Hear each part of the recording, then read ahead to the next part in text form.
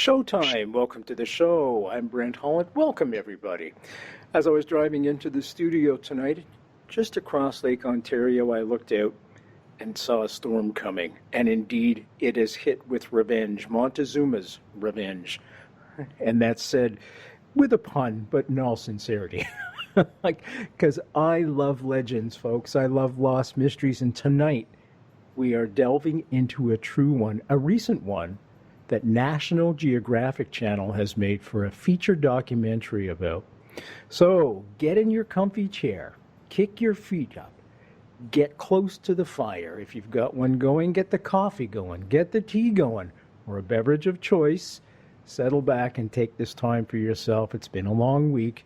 You deserve this hour. The book is called The Lost City of the Monkey God, a true story. Its author and our guest tonight, who barely escaped with his life, by the way, Douglas Preston. Our journey begins tonight with a legend and a lost mystery. Since the days of Conquistador Hernan Cortez, rumors have circulated about an ancient white city, a city of immense wealth hidden in the Honduran interior. Indigenous tribes spoke of ancestors who had fled there to escape the Spanish. They warned of a curse so ominous that anyone who dared disturb this sacred city would suffer unspeakable suffering and disease that would ultimately lead to their deaths. In 1940, just to prove the point, journalist Theodore Morty returned from the jungle with hundreds of artifacts and tantalizing stories of having seen the crumbling walls of the lost city of the Monkey God for himself. Disturbingly, though, soon after, he committed suicide without revealing the mysterious location. It is into this tale that our guest tonight, Douglas Preston, entered as part of a National Geographic Channel expedition and added the next chapter in this saga. A little bit about Douglas. Douglas Preston is a #1 New York Times best-selling author. Heavy hitter tonight, folks. He has written and edited for the American Museum of Natural History and taught writing at Princeton University. He has written for The New Yorker, Natural History, National Geographic, Harper's, Smithsonian, and The Atlantic. And he is author of several acclaimed nonfiction books, including the bestseller, The Monster of Florence. Preston is also, as many of you will recognize him, the co-author with Lincoln Child of the best-selling series of novels featuring FBI agent none other than Mr. Pendergast himself. Now, to start off the show, I want to read this terrific quote from the book, and I think this kind of puts it all into perspective for us tonight. People need history in order to know themselves, to build a sense of identity and pride, continuity, community, and hope for the future. That's a pretty beautiful quote there you've got there, Douglas. Why is it important for today's youth and the role that history plays to inspire them to achieve more than they ever thought possible for themselves? Well, history tells us who we are. And without knowing who we are, we don't know where we're going. We don't know what we're doing. And I mean, this is, everyone, especially in North America, where we all, come from different places. It's really important for us to keep in touch with where we came from, because that gives us a sense of who we are and where we're going. History is not dead. In fact, history is not even past. It is here. And this isn't just my own theory. This is what anthropologists will tell you, how important it is. Our stories are, long before we knew how to read and write, when we were a species that only only communicated through the spoken word, there were very important times when we would all sit around the fire and someone would tell a story.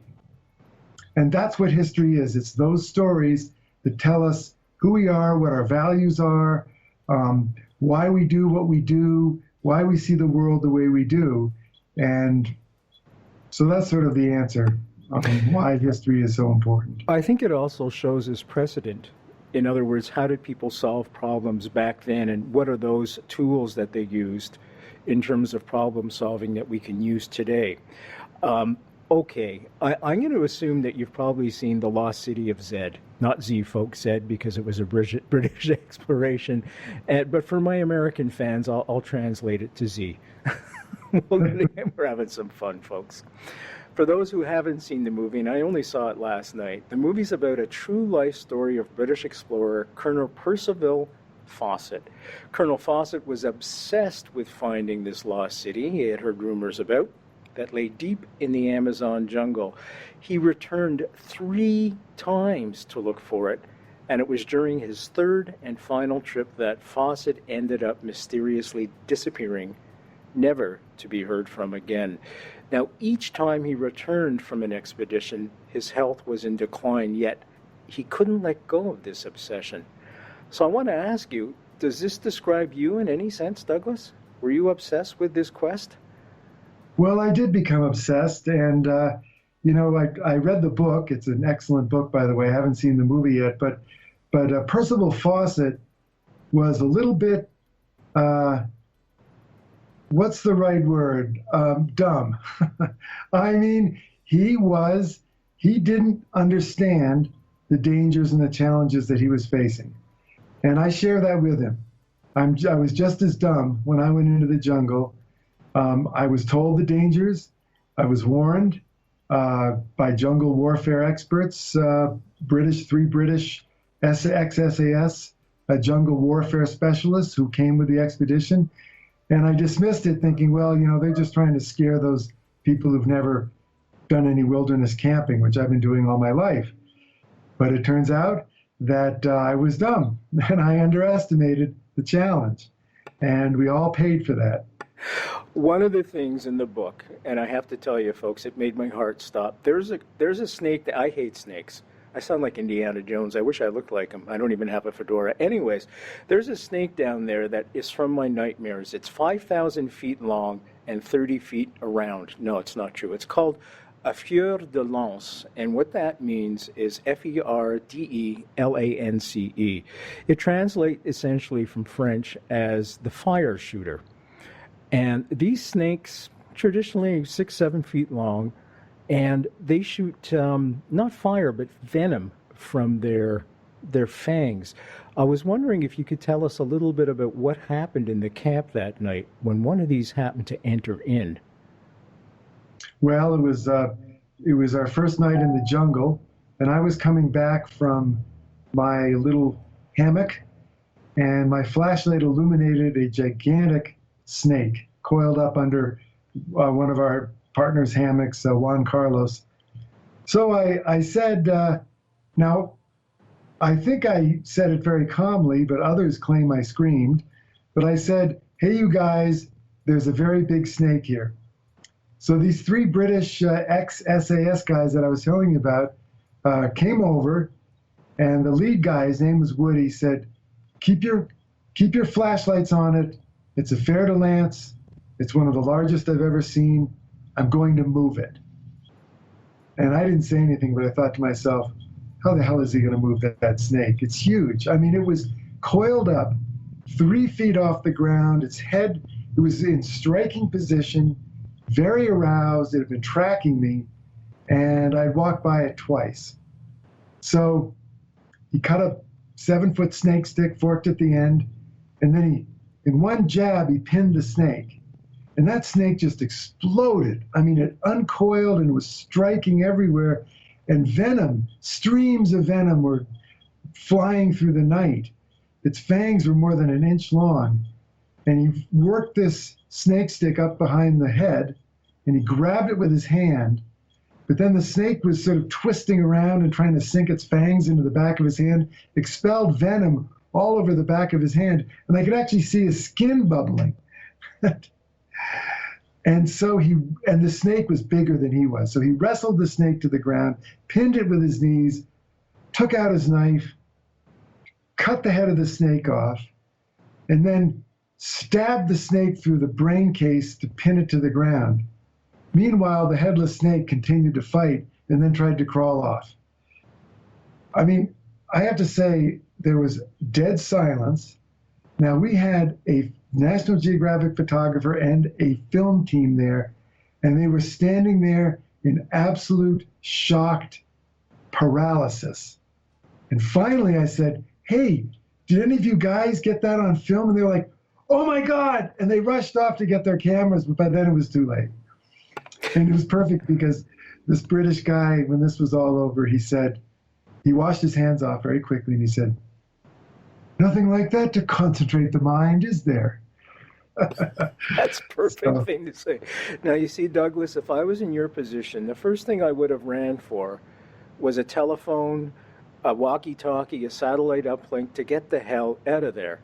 So what possessed you to go down into this darn forest anyways? I mean, this thing is laden with all kinds of creepy crawly things. And how did you find out about the lost monkey city?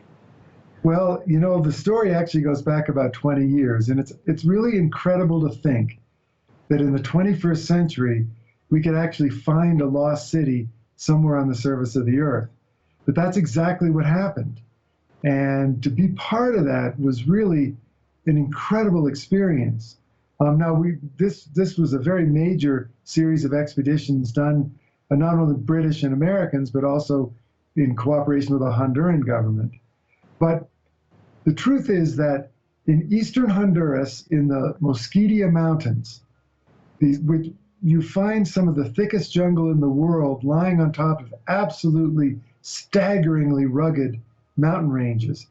And in the interior of these mountains are large valleys, some of which are more than 20 square miles, which have never been scientifically explored. And the valley that we were in had no name. It was only called T1, which was short for Target 1. And this lost city had been discovered in this valley in an aerial LiDAR survey in 2012. And we were part of the first expedition on the ground in 2015. But it was quite an experience. Despite all the dangers and despite what happened to us, which we'll, I'm sure, talk about soon, I would do it again. You would do it again, even given the 2,000-foot long snow. Okay, well, so that tells you a lot about Douglas's fortitude, folks. Because I would have been long gone. And we're going to get into the sand bugs, the sand flies as well, and what happened to you for sure. Folks, we're talking about a great book tonight. It's called The Lost City of the Monkey God, and it was made into, well, you were part of a National Geographic documentary on the same title. And this is the actual story from Douglas, and it's riveting, folks. It reads like an Indiana Jones novel, but it's for real. That's the difference. It gives you a lot of background on how the city and its legend grew over the years as well. So it's really an important book.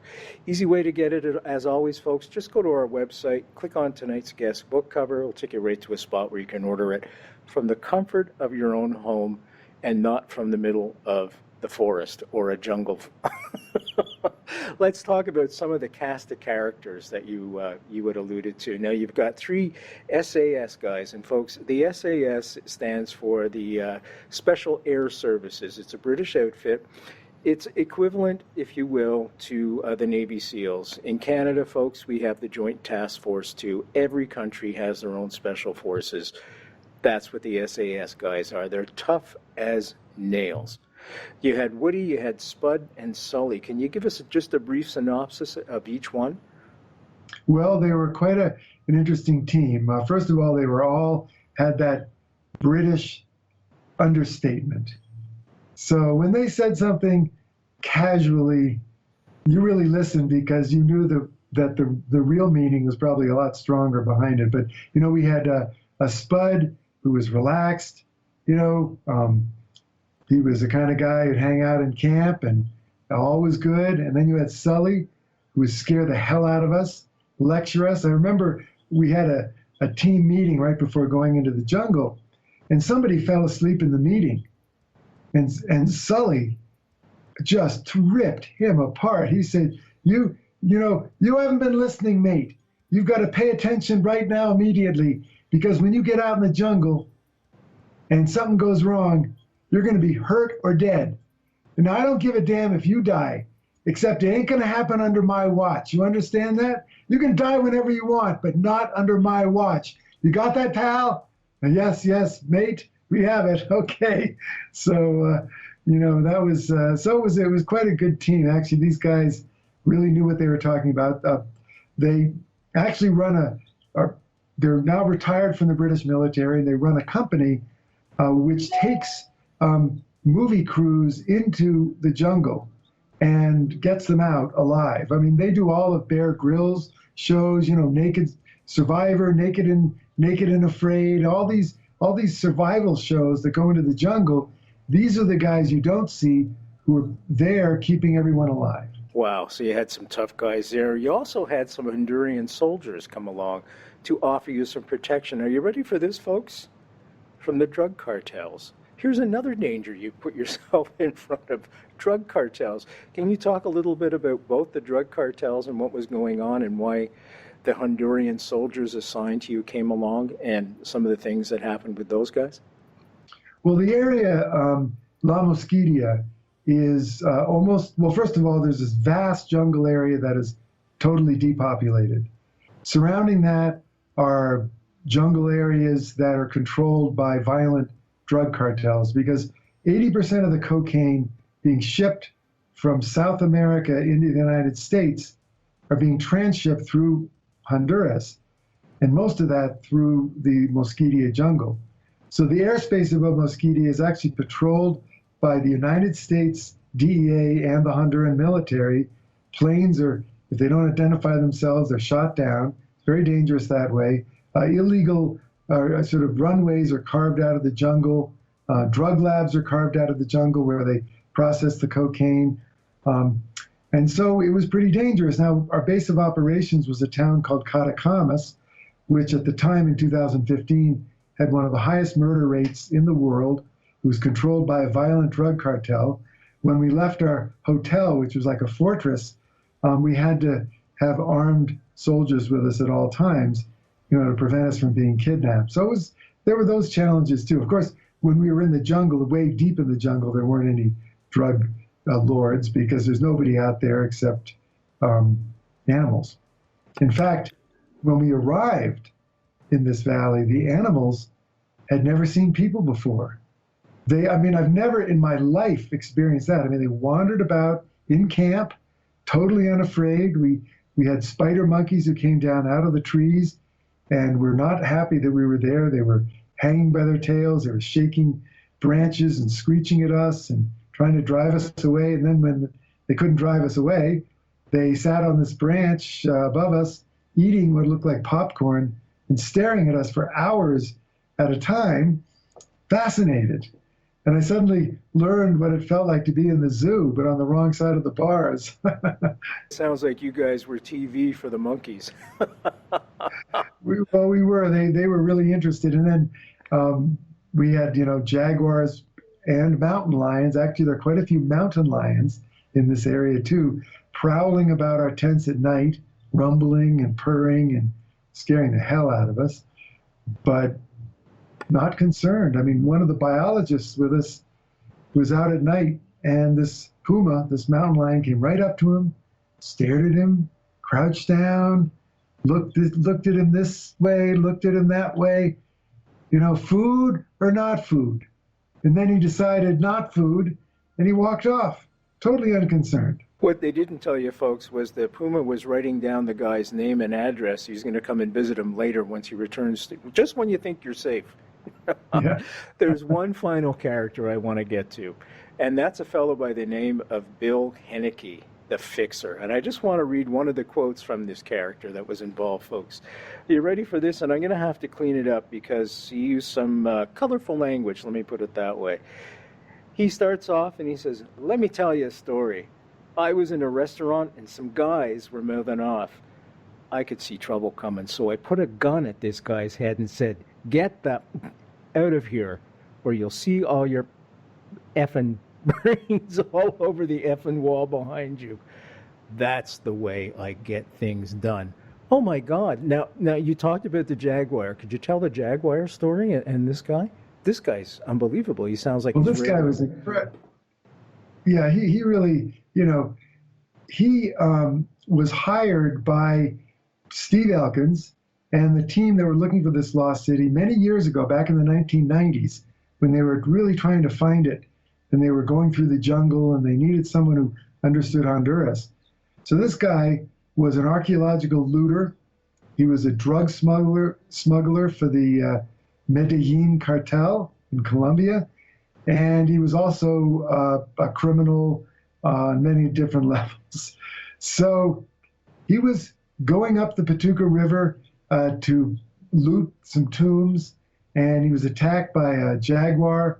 He had an M16 with him, and he fired this rifle, this assault rifle, into the jaguar in full auto, dropped him within 5 feet, looted these tombs, brought out all this stuff.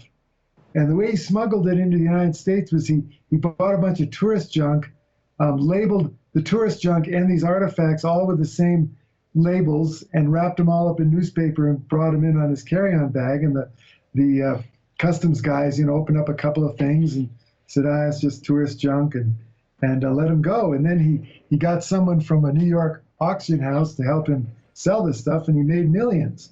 It was really shocking. So he told me all these stories. He told me once about, and this other witness has confirmed, he once needed a seat on a plane at the airport in Roatan, Honduras, and the plane was full.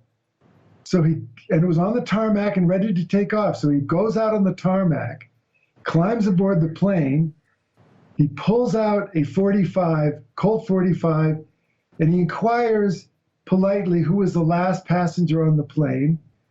And when he identifies that person, points the gun at the guy and says, get off the plane, I need your effing seat. So the poor man gets off the plane stumbling in terror. And then he says to his pal, okay, here's your seat. I mean, that really happened. Now, that was before 9/11, but it's unbelievable.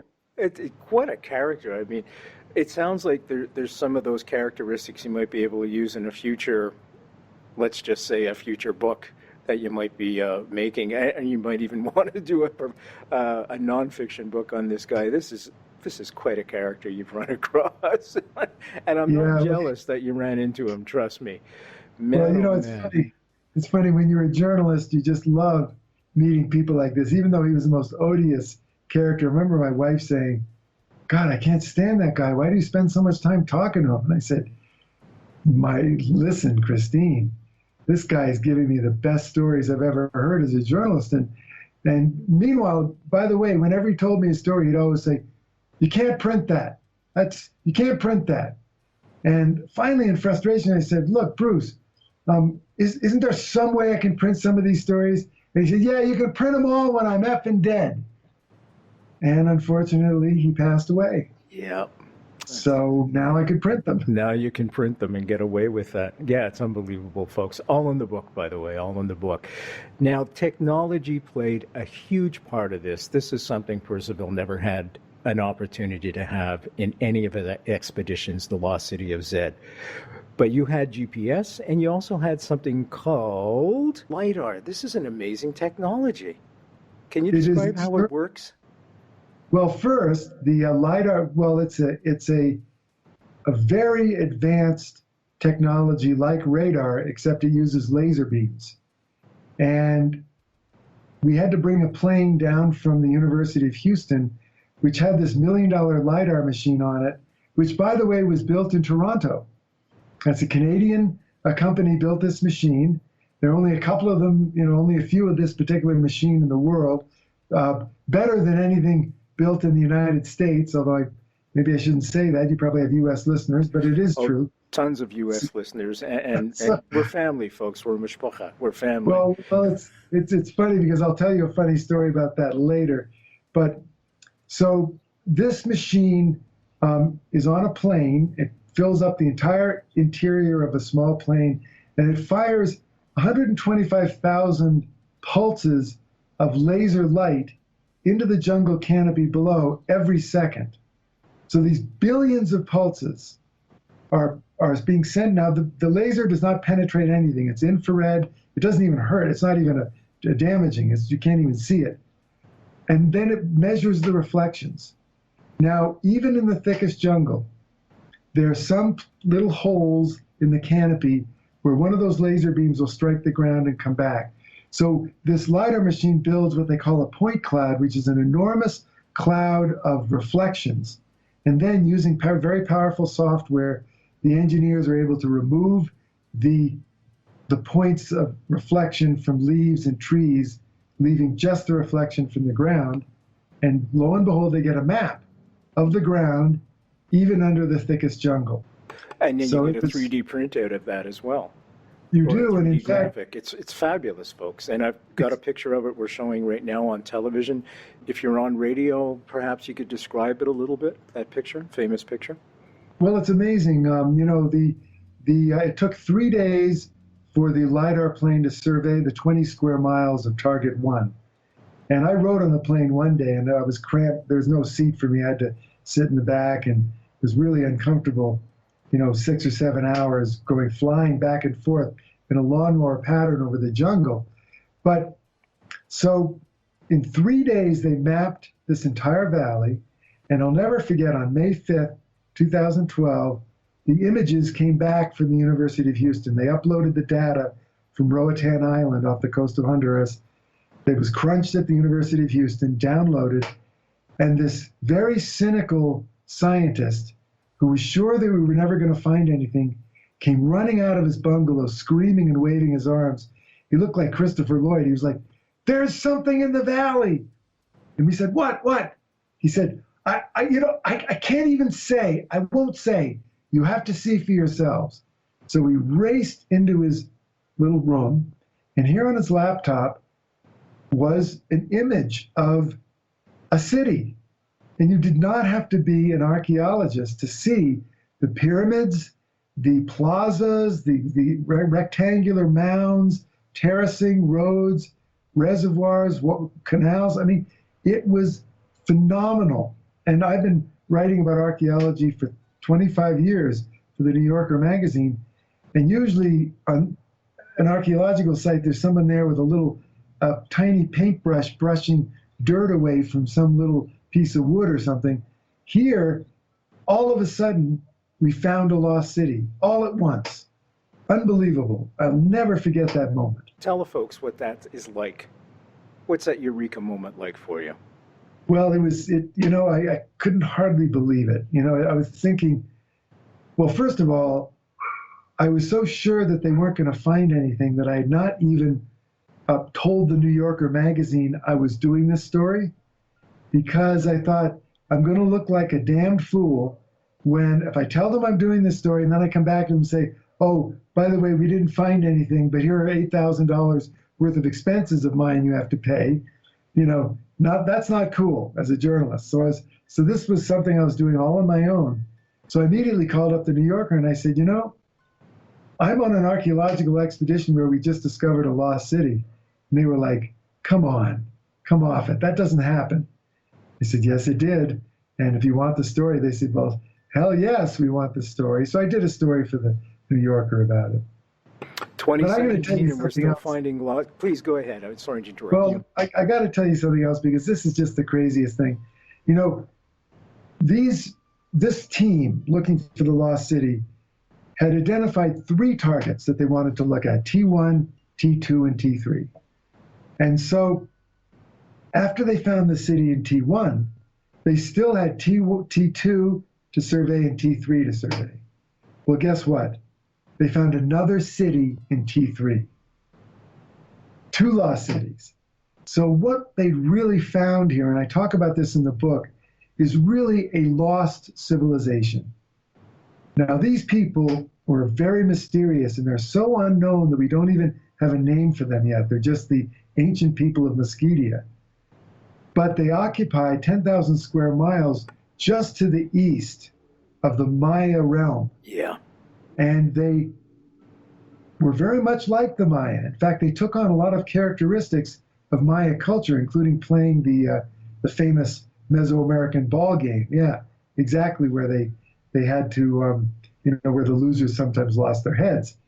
So this is not just about the discovery of a lost city. It's really about the discovery of a very very mysterious and almost unknown civilization. You know, there's actually a Canadian analogy to this ball game, folks, and the First Nations folks of Canada used to play something called lacrosse.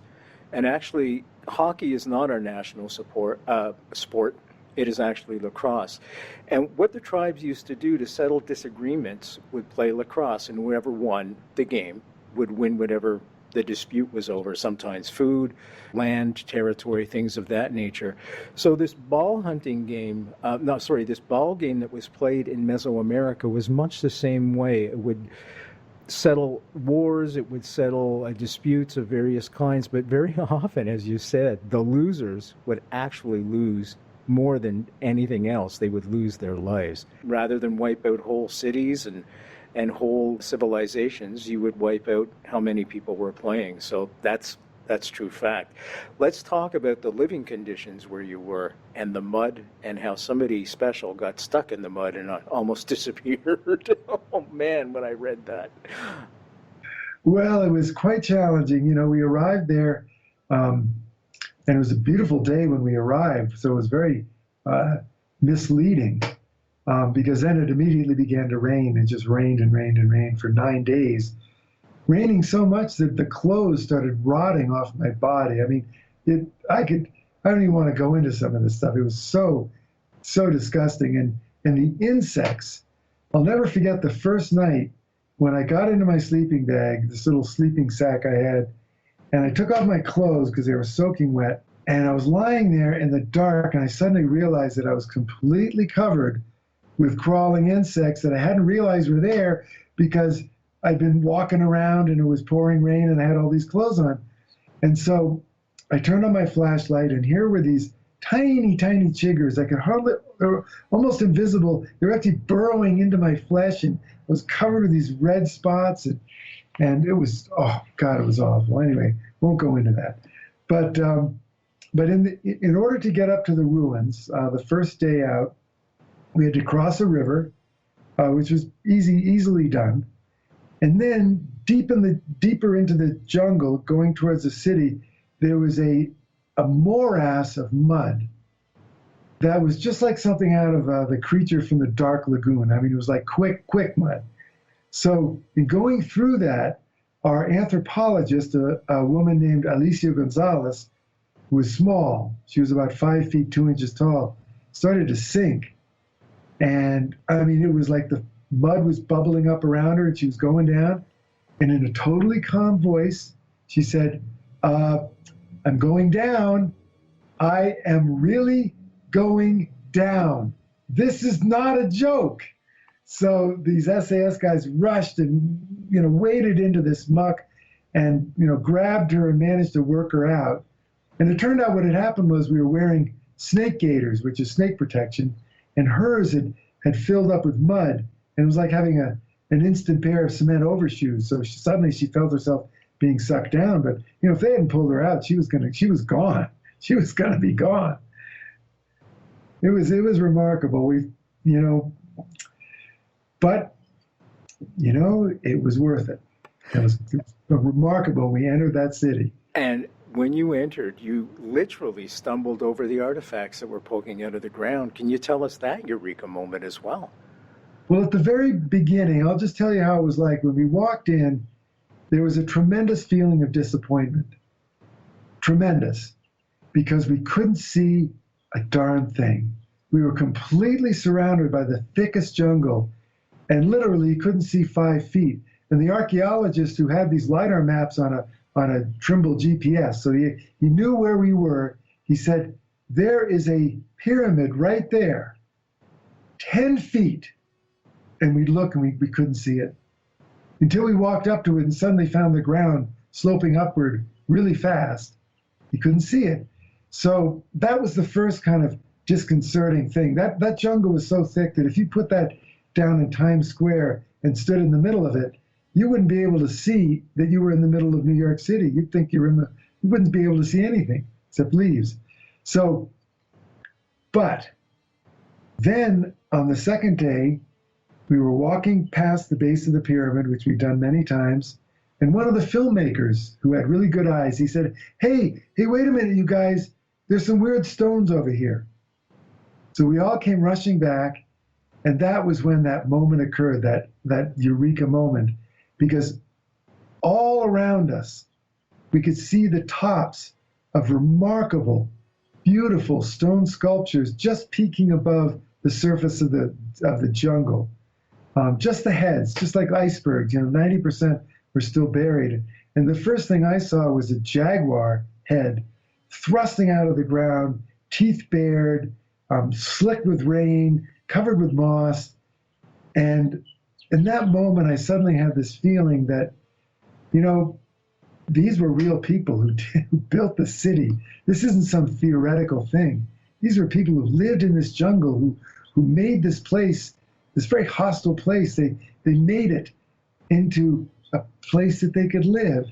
And they must have been very sophisticated, very advanced, very artistically sophisticated to have created an image like this jaguar, and also very self-assured. They were not, these people knew who they were. That jaguar had a magnificent sense of self-assurance and confidence. The JFK Assassination, the definitive book by Brent, Holland. From inside the Oval Office to Daily Plaza, first-person witness accounts. Order yours right now. nightfrightshow.com. Is that what they call the weird jaguar, which is kind of, they say it's kind of, an analogy would be a werewolf. It's kind of like half jaguar, half human? That's right. The archaeologists call it a weird jaguar. And what it is they think, is an image of a shaman who has transformed himself, perhaps with the use of hallucinogenic drugs, into the spirit of the jaguar in order to tap into the power of that animal. So the image is really half human, half jaguar. And we didn't know what it was attached to. All we could see was the head. But when they excavated the cache of objects the next year, we found that this jaguar was attached to a seat. And the seat had legs, jaguar legs, it had a jaguar tail, and this jaguar head. And what it was a seat of power, or a shaman's seat, or a priest's seat, where he would sit and go into his trance and tap into the power of that jaguar. And so it was really, it was a religious object, a very important ceremonial object for this culture. And this is something, folks, that I feel is very common to the human experience. We've heard of shapeshifters before. We have our own lore, as I just said, with werewolves, vampires turning into bats, etc., etc. So there's a commonality there that I think is worth exploring in terms of lore, folklore, religious artifacts. There's always this transformation going on. So bravo, Douglas. That was absolutely fantastic find. I think it's fantastic when we find things like that. And I agree with you. I live in a place called Kingston, and Kingston goes back, only several hundred years. But it's all original housing. It's all the original limestone. And whenever I touch one of the buildings, there's a connection there that these people actually survived a Canadian winter. I don't know how they did it. I blame my grandfather for coming here and not going to California, by the way. Anyways, yeah, people survive, they adapt, and I think it's fascinating how the commonality of mankind is universal, and there's more things that unite us than divide us. Let's go back to this wonderful book that's called The Lost City of the Monkey God, and we were deep in the forest right now with our guest Douglas Preston, who wrote the book. Okay, you had mentioned the Kevlar snake gaiters. Now, these things apparently, you bought a really expensive pair because of the snake, the fer de lance we had mentioned before, but there was no guarantee that they were going to work. Can you tell a little bit about that? Well, these snake gaiters were very expensive. They're supposedly the best made, and they actually had a YouTube video, you can probably find it, of a big, massive diamondback rattler striking on these gaiters and just bouncing off. So I thought, well, I like that. So I called them up and I said, well, have you ever tested them against the fer de lance? And they said, no, we have not tested them against the fer de lance, and they're not guaranteed against the fer de lance either. Sorry. Well, I thought, okay, I bought them anyway. They are the best, and fortunately, they never got tested. Thank God. Thank God for that. Okay, let's talk about some diseases. You were in France when it all began. Can you pick it up from there? Well, I'll even start a little bit earlier. I'll never forget when we came out of the jungle, and here I was sitting by the pool with a bunch of those guys drinking Port Royal beer, and I remember one of them wiping his brow and saying, "Thank God, we all got out of there alive. No one was bitten by a snake, nobody died, and nobody got sick." Well, unfortunately, their relief was premature because I was in France when it started. I suddenly got a fever. I felt I could hardly walk. It was unbelievable. Never had that, even with the flu before. I could barely walk. And so I went to I thought, well, my God, I must have malaria, So I went to the hospital in France and they tested me for malaria and they said, no, I didn't have it. And then other members of the expedition started getting sick with very mysterious symptoms. And finally, it was the National Geographic photographer who was a bit of a hypochondriac, and thank God he was, started Googling around, on the computer, and he decided that we all had gotten a terrible disease called leishmaniasis. And he lived in Rome, so he went to the emergency room 3 times, and they insisted he didn't have leishmaniasis, and they gave him antibiotics, which didn't work. Meanwhile, all of us were developing these skin lesions. It's a bit like leprosy. It's a flesh-eating parasite, and it eventually migrates to your face, and it starts eating away your lips and your nose, and they fall off, and then it leaves basically a weeping sore where your face used to be. It's a horrible disease. So, sorry, I know I'm disgusting your listeners. I hope I'm not that's spoiling. Fine. This is part of your journey and the courage that it took to, you say you want to go back as well. This is the courage it took, folks, for these guys to go down there and shoot this, and for Douglas to write the book so we can sit in the comfort of our own home and read about these things. It's just amazing. Please continue. Sorry to interrupt. Oh, no, sorry. Well, it was, as I Googled it and saw these images, I was horrified. And then I learned it was also incurable and very difficult to treat. So, but we got lucky. The National Institutes of Health, which is America's, the United States' national agency for biomedical research, was very interested in all of us coming down with this disease. It's very unusual. I shouldn't say all of us. About 65% of the expedition came down with this disease, including the Hondurans, Americans, Brits alike. It spared no one. So the NIH was very interested in studying this. So we all enrolled in a medical study. We got all our medical treatment for free. They flew us down to Washington, put us up in a hotel. The treatment was brutal. I write about that in my book. It's not pretty. But after a while, it worked for most of us. Some needed second and third rounds of treatment. But it's unfortunately a disease that doesn't go away. It's still hiding in the white blood cells in your body, these parasites. And it can rear its ugly head at any time. But for now, we're all in good shape.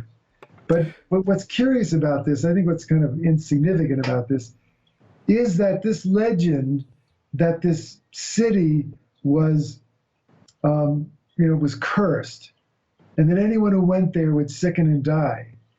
And this huge valley we were in, T1, had no people in it. And you have to wonder why. I mean, there are indigenous people who live in the jungle. And the answer is probably that these indigenous people are smart enough to know not to go into that valley, and that's probably where the legend of the curse came from.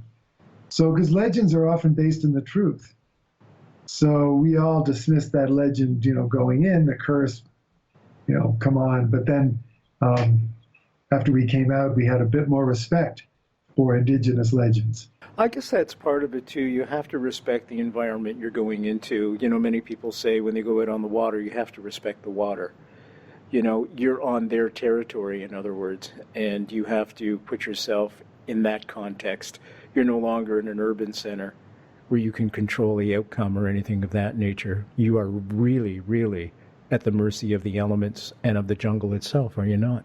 How does that feel to relinquish that control? Well, it's interesting. It's a very interesting point you brought up, because I think it's really important for us human beings to feel that lack of control, to be to gain a bit of humility, and not to think of ourselves as all-powerful masters of the universe, but to find ourselves in an environment that doesn't care about us, that doesn't have any particular interest in us, in fact, that is even hostile to us. I think it's important for us to feel that, because it takes you down a notch. You realize, hey, the universe is a vast and dangerous place in some ways, and the Earth is too, and we are not the masters of the universe that we think we are. And I think we're screwing up the planet because we have that arrogant attitude. I think it was important also that you were part of a team, that going down there alone probably would have been suicidal. There was no way you would have survived by yourself without a team of people around you. It would have been suicidal. I mean, I think I've done a lot of backpacking and camping in my life, and I never found myself in a more hostile environment, but also a more beautiful environment. I mean, beautiful not in the sense of, looking out over snow-clad mountains. I mean, beautiful in the sense that we were in a place that had not seen human entry in 500 years. I mean, it was so perfect. The trees, some of these tree trunks were 20 feet in diameter. I mean, vast trees, trees, you couldn't see the tops of these trees. In fact, when you were in this jungle, you really had no idea where the top was. It's an immense triple canopy jungle. The treetops are over 150 feet above your head, full of animals and monkeys. And then when nightfall came, the sounds changed. And you go from this cheerful, kind of lovely sound of the daytime into a deep, dark, and mysterious and very noisy nighttime, where you'd hear screams and cries and roars and purring. And then there were animals, not just the big cats, but there were other big animals walking around our tents very clumsily. It was kind of funny. I thought, why aren't they dainty about it? But they crashing and crackling the branches, and you think, what the heck is that? And we never knew what that was. It sounds like my house when the kids have had too much chocolate. Anyways, I'm just kidding, folks. I'm just kidding. Now, I want to touch on global warming because this is kind of frightening. You just mentioned leishmaniasis, and it's encroaching more and more in the southern United States. And it is predicted by the year 2080, it will actually encroach on the eastern part of Canada. And this is definitely, right. Yeah. Can we talk a little bit about that? That was alarming to me. Well, that is a really interesting study. And really quite frightening, that looked at the spread of leishmaniasis across the United States, because in the last 15 years, leishmaniasis has popped up in Dallas, Texas, and in parts of Oklahoma, and it's almost reached the Arkansas border. So a group of epidemiologists did a study of the disease and its vectors, and they looked at the best case scenario and the worst case scenario of global warming. And even under the best case scenario, leishmaniasis would be in southeastern Canada by the year 2080. Under the worst case scenario, it's going to be all over the place. Because the global warming is increasing there are reservoir species, and the sandfly is the vector. It's just the sandfly, not the mosquito, but the sandfly. And if they looked at the reservoir species and the sandfly vector expanding together, that's what it looks like. So global warming is real. The scientific consensus is pretty, 99% certain that it's real, that it's man-made, and it's actually happening right now. We're not talking about something in the future. The disaster is upon us. And yet, it's just so funny. My book was published, and I got all these Amazon reviews, and most of them are really outstanding. But like 1 out of 20 is, oh, this guy is just some liberal who thinks who's like drunk the Kool-Aid about global warming. That ruined the whole book for me. I'm like, that wasn't me. That was a group of epidemiologists who did this study. I had nothing to do with it. I'm just reporting it. I'm a journalist. But it's really shocking to me. But, the very end of my book, I talk about the fate of civilizations and how civilizations collapse. Exactly. It isn't just, the Maya or this civilization. What happened to these people? That's a huge question that I deal with. But it's also, what are the factors that cause civilizations to collapse? And one of the prime factors, but there are two factors, actually, you can see. One is environmental degradation, and the second is the increasingly parasitic role of the elite. That's what happened to the Maya. And a number of other, like the Khmer of Cambodia, and a number of other cultures collapsed because the elite took on an increasingly parasitic role, hogging more and more of the resources of society and driving the working people deeper and deeper into desperation and need. Boy, talk about history repeating itself right now. I mean, the middle class is gone. It's gone. Yeah. Yeah, it's alarming. Let me just read this quote because this ties perfectly into it. It's a great book, folks, by the way. Global warming has opened the southern door of the United States, not just to leash, but to many other diseases. The big ones now entering our country include Zika, West Nile virus, chikungunya, and dengue fever. So we're in deep trouble. Now, there's a wonderful quote here about archaeology and why it's important. I'm looking at the time. We've only got a couple of minutes. Archaeology contains many cautionary tales for us to ponder in the 21st century, not just about disease, but also about human success and failure. It teaches us lessons in environmental degradation, income inequality, war, violence, class division, exploitation, social upheaval, religious fanaticism.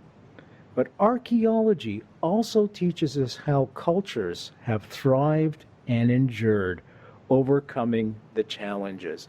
And that's an extremely important, uplifting point, that there is always hope. We can always turn it around.